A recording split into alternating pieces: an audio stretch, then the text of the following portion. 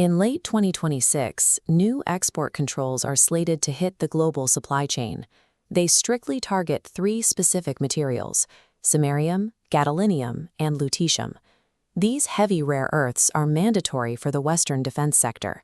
Without them, you cannot manufacture the permanent magnets that keep precision-guided missiles on target, or allow advanced fighter jets like F-35s to operate under extreme heat and vibration. The civilian technology sector is just as exposed. Every time a next-generation electric vehicle rolls off an assembly line, it relies on those exact same magnetic materials to power its traction motors. Right now, the production of these critical aerospace and automotive systems relies almost entirely on a supply chain controlled by a single geopolitical adversary. If you trace that supply chain back to its perceived source, you'll end up here, the Bayan Obo mine in Inner Mongolia. This false-color satellite image shows the terrifying scale of the operation. At its peak, this complex produced nearly half the world's rare earths. Looking at these massive craters, it's easy to assume China won the geological lottery, securing a monopoly through a single deposit. But rare earth elements actually aren't rare at all.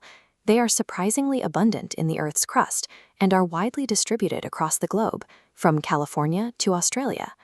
If the dirt itself is plentiful, controlling the raw geology doesn't explain China's 94% grip on the permanent magnet market.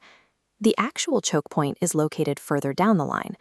To find the real bottleneck, we have to leave the open mining pits and step inside a Baotou rare earth refining complex. Digging rare earths out of the ground is a straightforward earth-moving exercise. The chemical nightmare begins when you try to force them apart. Rare earths naturally occur together in mixed ores, as a group of 15 elements. Because they share an incredibly similar atomic structure, they behave almost identically in chemical reactions. They bind tightly together, and they resist separation. Tearing them apart requires pushing the crushed ore through hundreds of consecutive, highly corrosive solvent extractions and acid baths. You have to exploit minute differences in their solubility, dissolving and reprecipitating the mixture over and over just to isolate a single element. You cannot simply automate this sequence. Keeping those interconnected acid baths balanced requires deep operational history and constant, precise micro-adjustments by experienced chemical engineers. China's dominance rests on decades of mastering this brutal, highly specialized chemistry. They hold the monopoly because they cultivated the human capital required to execute the hardest job in the supply chain. Mastering that chemistry requires an enormous ecological sacrifice.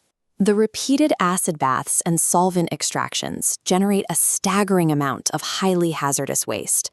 For every single ton of refined rare earth material produced, the process leaves behind roughly 2,000 tons of toxic and radioactive residue. That toxic math is entirely visible from the sky. Sprawling, brightly colored tailings ponds sit outside the Baotou facilities, filled with acidic, radioactive wastewater.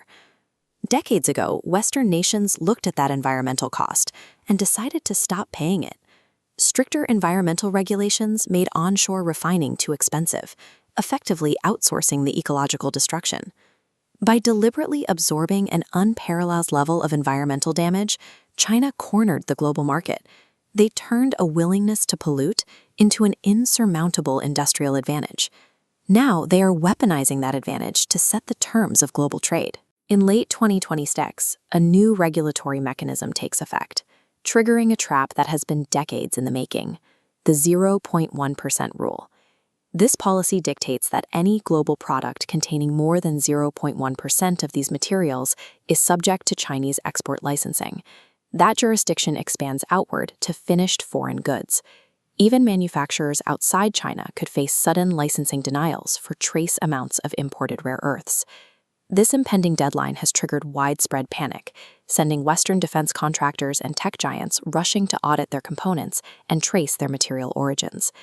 Through a minor administrative rule, an obscure micro-level chemical supply chain becomes a direct geopolitical weapon. In response, Western companies are desperately scrambling to rebuild lost processing infrastructure, pouring capital into onshore metallization and alloying facilities in places like Ohio. At the same time, major technology firms are pursuing digital workarounds. They are deploying artificial intelligence to simulate rare earth-free magnets and investing in advanced recycling to harvest materials from old hardware. But experts caution that there are no immediate shortcuts. Relearning the intensely complex, highly toxic chemistry of rare earth separation requires hard-won operational experience, meaning it will likely take years of painful trial and error to catch up. The map of global power is no longer determined by who sits on the deepest mines. It is determined by who is willing and able to execute the fiercely complex, toxic chemistry required to transform raw dirt into the future.